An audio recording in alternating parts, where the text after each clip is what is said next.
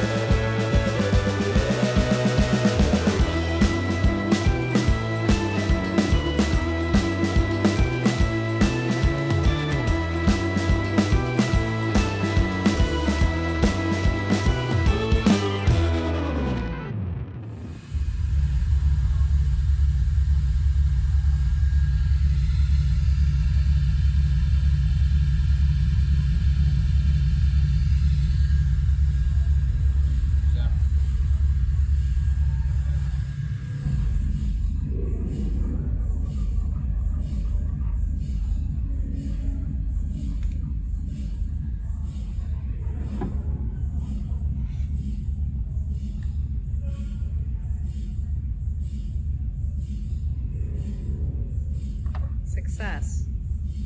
Model to print. Here we go.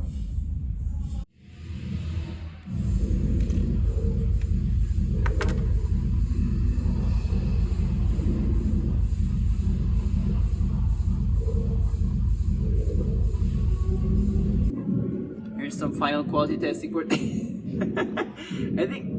I think maybe he doesn't like plastic as much, but he still licks it, right?